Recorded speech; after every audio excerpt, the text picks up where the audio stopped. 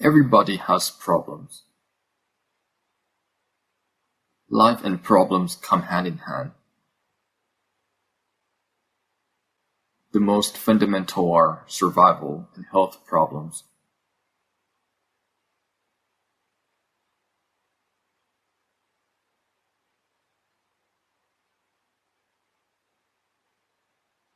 Our situation is rather dire these days.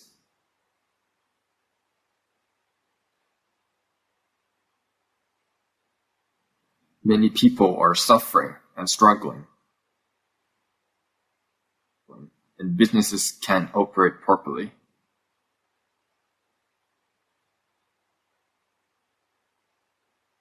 It's really stagnant everywhere. Places that were bustling before are now empty. It's tough making a living. But it's still a temporary hardship, that's rare. The inherent problems everyone must face, though, are such things as aging, sickness, and dying. Problems from this pandemic, which makes our earning and living a struggle.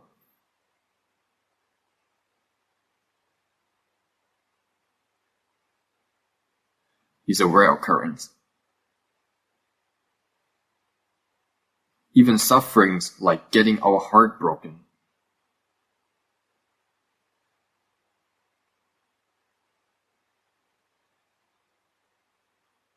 or getting fired also happen only occasionally. Problems such as aging, sickness, and dying are real and everyday life circumstances.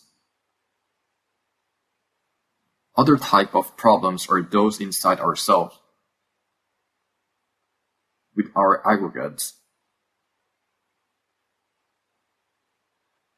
Each and every one of us have problems throughout our lives. Life is never void of problems. It could be losing our loved ones. Recently, I've got news about people passing rather often.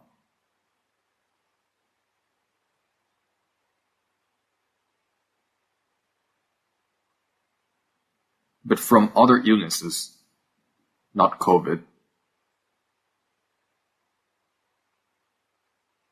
A few of them were rather young, too young to die. Many had incurable chronic illnesses.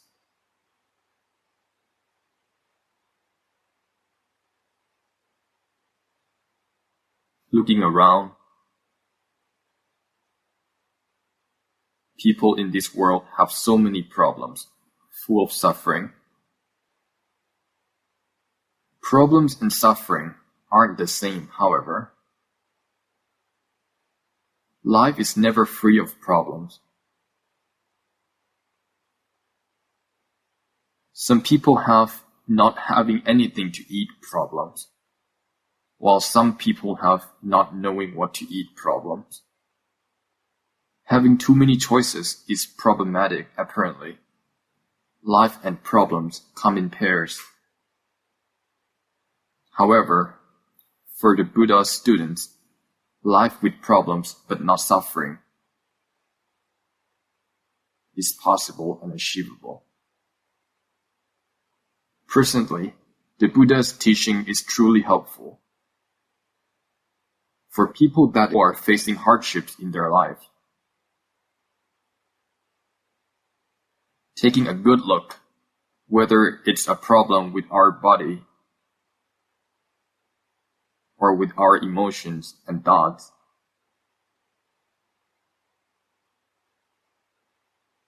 If there is a desire for such problems to disappear, suffering immediately arises. Problems take turns coming into our lives. It's karma's retribution. Particular karma begets a particular problem. However, a well-trained mind can face problems without suffering.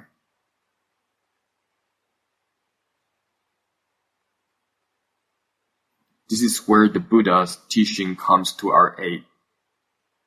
Take advantage of the hardships we are facing during the national COVID crisis.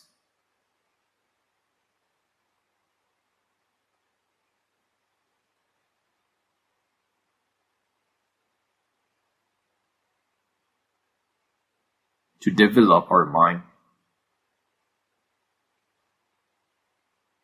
Studying the teaching of the Buddha, we learn that suffering occurs because of wanting. Whenever there is a wanting, there is suffering. Facing problems, be it getting old, getting sick, dying, losing cherished items, losing loved ones, or facing undesirable events such as COVID, which we despise. Whenever these incidents occur and we don't want it to happen, or want it gone, craving arises, resulting in suffering in our hearts. Truth is, all the problems in this world can only affect our body. They become suffering, haunting us, only because we don't have Dhamma as our defensive armor guarding our heart. Now that we know that wanting causes our mind to suffer,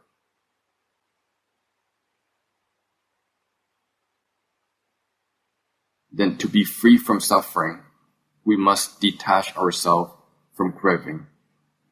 Craving is wanting. Wanting to have the happiness that hasn't come yet. Wanting the happiness that's already happened to last forever. Wanting distress to never happen, or wanting to have the existing distress to end, to forever disappear quickly. There are so many things we want, but they all come down to wanting happiness and wanting no distress.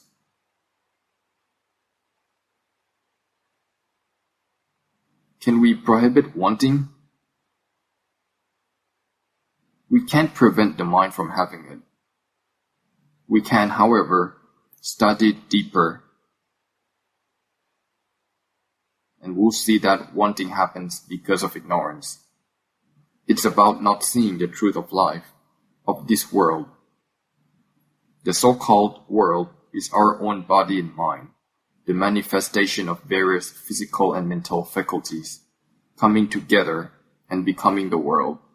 In short, the world consists of materiality and mentality. Because we don't know the truth of materiality and mentality, so we want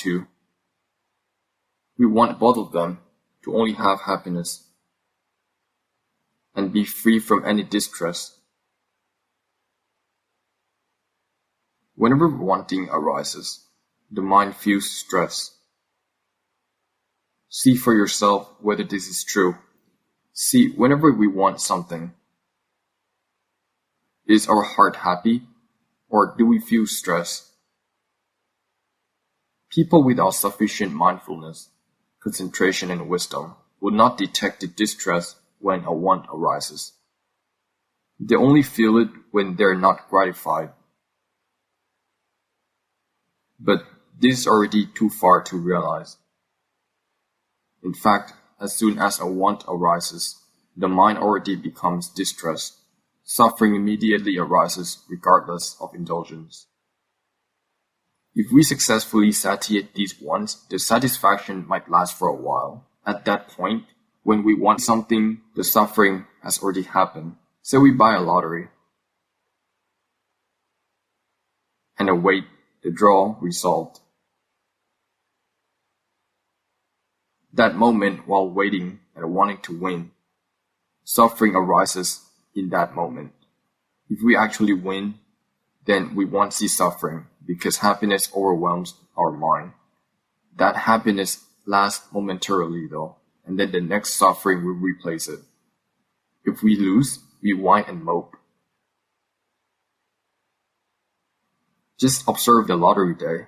We see that only 1 to 2% are happy.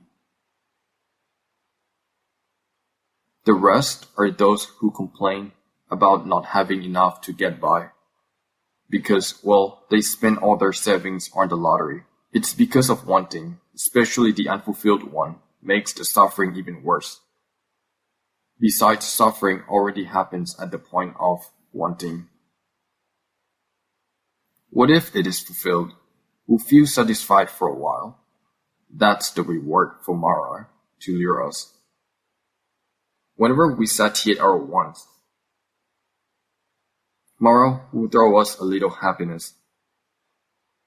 Just like training a dog. When the dog follows a command, we reward it with a little treat. And we get a happy dog. Then the next command follows right after. If we practice Dhamma, however, we'll see that as soon as we fulfill a want, the next one follows right after.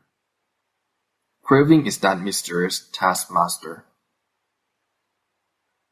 manipulating our lives all the time. Similar to training a dog or a circus animal, when we follow its order, it throws us a piece of meat. Immediately after, it gives us a new order. If we don't follow,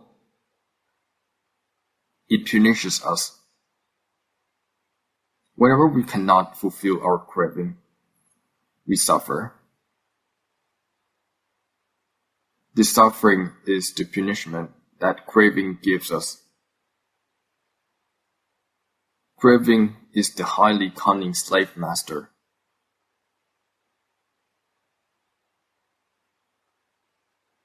It rules and oppresses without us knowing.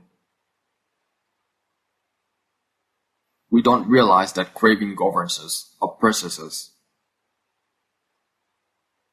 We believe we are our own boss, and no one can command us.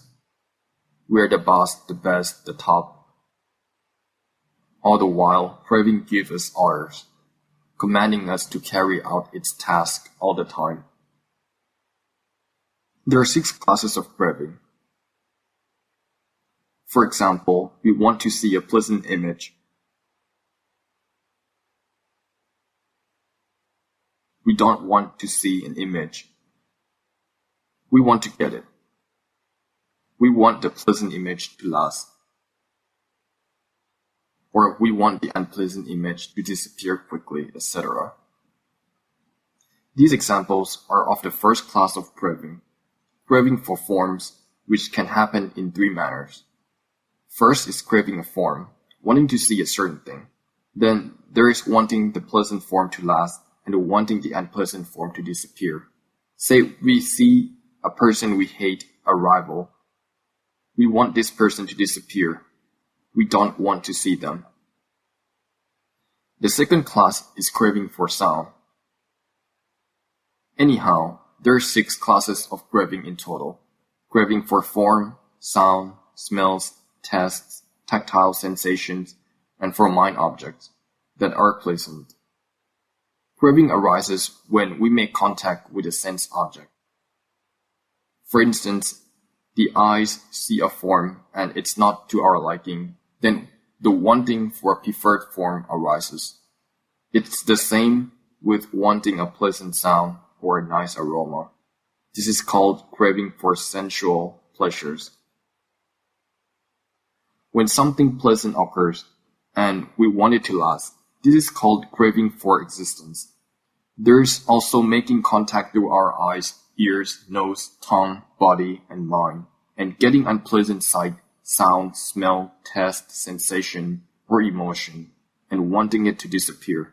When we're learning about craving, take notice that craving relies on the contacts we have through the eyes, ears, nose, tongue, body, and mind, or the 6 sense channels. Each channel then gives us 3 outcomes. wanting it to happen, wanting it to last, and wanting it to disappear. Since each channel yields 3 outcomes, then altogether we have 18 types of cravings to learn about ourselves. Study them. It might seem a lot, but don't fret. Even though there are 18 of them, they happen one at a time. Whichever is happening, then know that person won. Don't try searching for a different one just because we want to.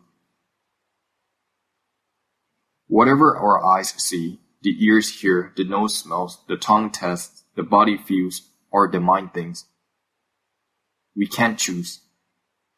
We make contact with one channel at a time. Once the contact is made, craving arises. There are 3 types of craving happen after, also happen one at a time. So we observe the most present phenomena occurring. For example, we think about beautiful women while watching the Miss World pageant. Thinking is a mental formation phenomenon. In our mind, we want to see them in person. We want something yet to happen. Let's say they come visiting Thailand and we go to greet them. We wish they stay for a lengthy period so we can see them to our heart's content. Maybe we even wish they can come stay at our houses so we can see them all the time. So we want the experience to last. It can also be that despite wanting to see beautiful people, we instead find the opposite. Now we think about how soon they will leave. This experience is unpleasant. Each event happens one at a time, starting from wanting to have something to wanting it to stay or for it to disappear. Additionally, each event happens at one channel at a time, the ears, the nose, the tongue, or the mind. When we meditate, don't panic that there are 18 of them. This is just already the simplified version of the old days. There's even a saying that says 1,500 defilements, 108 cravings. We don't need to learn that many. Learning only 3 is enough. Wanting something, we know so. Wanting it to last, we know so. Wanting it to disappear, we know so. Knowing only, just there's enough. There's always wanting for a sight, a sound, an aroma, a taste, a tactile sensation, or a mental formation. The moment when something catches our eyes and it's unpleasant, we want it to disappear. Or seeing a dog poop while strolling along a beautiful pathway.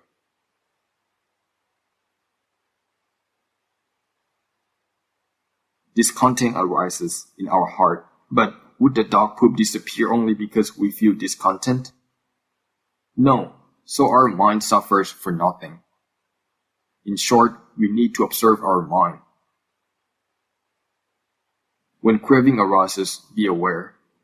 Be aware when we want something to last. Be aware when we want it gone. Like the COVID that's spreading.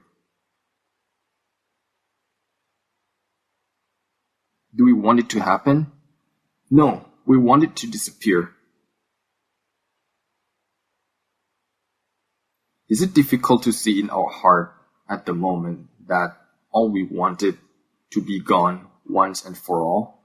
It's not difficult to see, isn't it? Rather, it's whether we are interested in seeing it. Keep being aware of what's occurring in that particular moment. Truth exists only in the present moment. It doesn't exist in thought. That's why we must be aware of any present phenomena. When we think about the pandemic and discontent arises in our heart, wanting it to be gone, this falls under the craving for non-existence. We want it gone. Like this current state where COVID exists is displeasing, so we want it gone, or hearing a touching song. It catches our heart. It's too short and we wish the song or the concert would be longer. Wanting something to stay or to last. This is craving for existence. Eternality is, in other words, craving for existence. We want to go to a concert we heard is coming. It hasn't happened yet, but we want to see it now. This is craving for sensual pleasures, or we want to see this hype concert, wanting it to be a long one to make it worth our time. But it turns out lame. So now we want it to end as soon as possible. This is all there is to craving. How difficult can it be to learn about ourselves? Whenever a craving arises, just give a little more effort in seeing whether there is happiness or suffering follows. Observing ourselves often enough, we'll see that whenever a craving arises, suffering comes with it. Craving is from our own mental fabrication. That's because the mind is foolish and oblivious because of ignorance. We don't know the truth of the world and of life, nor do we know the truth of our own body and mind. As a result, we crave ceaselessly. Whenever craving arises, there's also suffering. This is what we need to learn. Observe this repeatedly till the mind becomes wiser. From then on, when a craving arises, the mind will be aware quickly without being consumed by the craving, causing the craving to disappear swiftly after. Craving or desire isn't something trivial. Even when the Buddha attained full attainment, changing from Siddhartha Bodhisattva to the Buddha,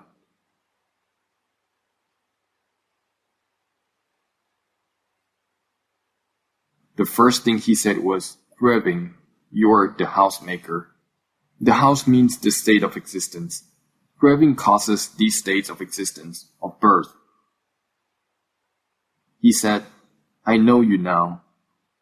From now on, you cannot perpetuate a state of existence, cannot make a house for me anymore." Craving is a crucial matter. Even the Lord Buddha called it out when he was enlightened. He said goodbye to craving, as it couldn't fool him any longer. Unfettered by cravings, the Buddha's mind attained nibbana. So being aware of the craving in our heart isn't anything trivial. Craving is the main mastermind that the Buddha claimed as the housemaker that could no longer make him a new one.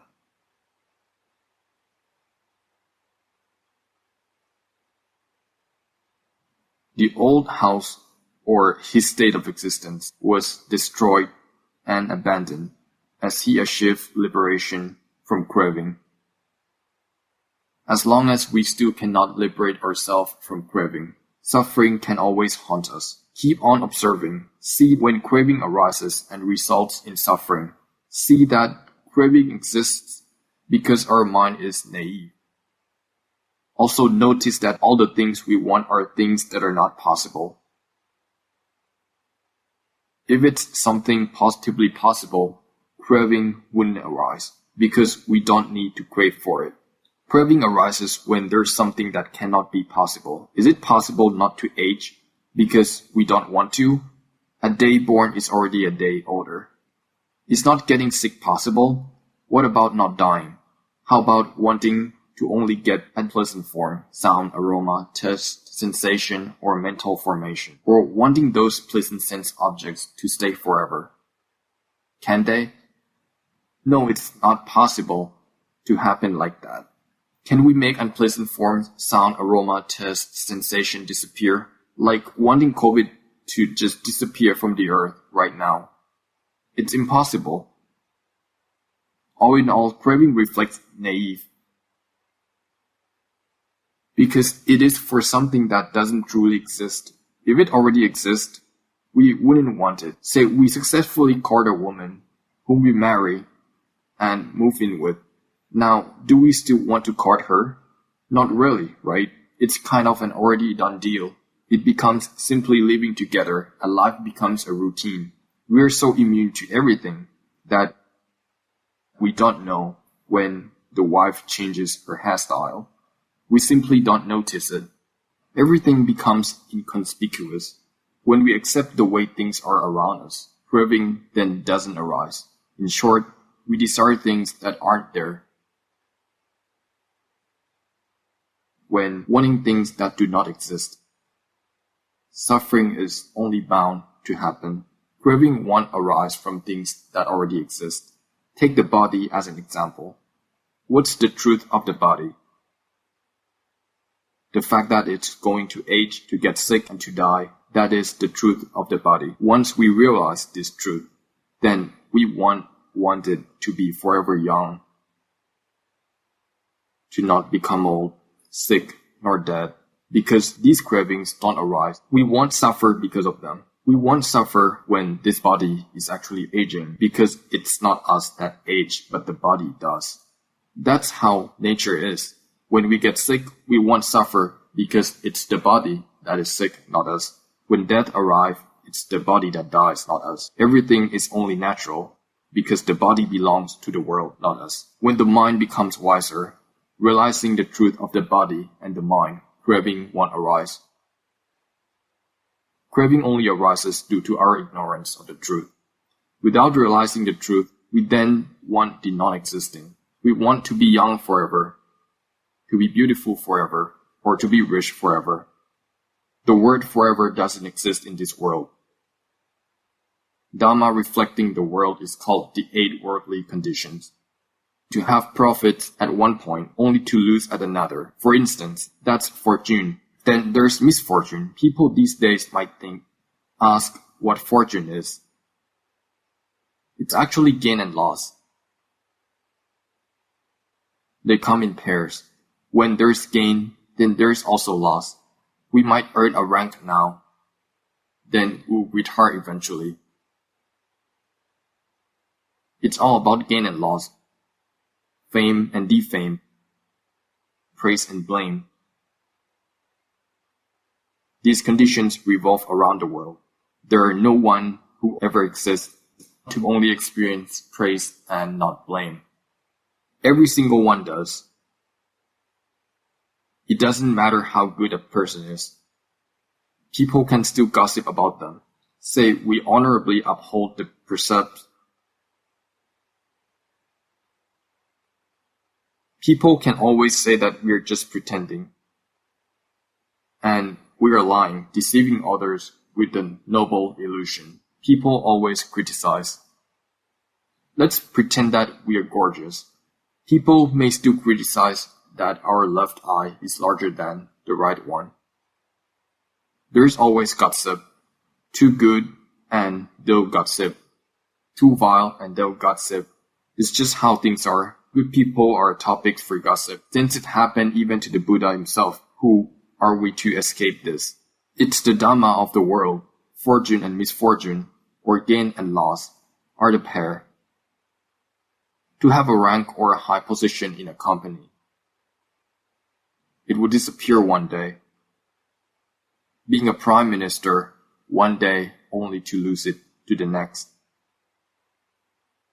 Gain and loss, fame and defame, praise and blame, pleasure and pain, they all come in pairs.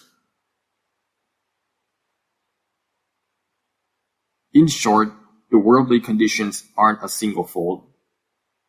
There are always two sides or its match, such as gain and loss, fame and defame, praise and blame, and pleasure and pain. This is the Dhamma that revolves around the world. Since the world is like this, to want it otherwise would only bring suffering. Only when we understand the truth of the world the way it is, then craving won't arise. Only when we see the truth and accept it, to understand the 8 worldly conditions, we can live with the world with less sufferings. Differently, however, if we want the sensation of suffering and want to attain Nibbana, then we need to understand the more profound Dhamma, which is the 5 aggregates. We'll see that the true nature of the materiality, that it's impermanent, suffering, and non-self, and so as the truth of the mentality, that it's impermanent, suffering, and non-self, our mind will eventually accept the truth. Will understand that all materiality and mentality are impermanent, suffering and non-self, we won't want them to be permanent. We won't even want there to be only happiness, or want to keep a tight hold on that happiness as we please. When craving doesn't arise, nor does suffering. To live with the world, we must realize that there are gain and loss, fame and defame, praise and blame, and pleasure and pain. Know that this is the way of the world, when being the topic of gossip and blame. We then won't falter, knowing it's natural because people have month.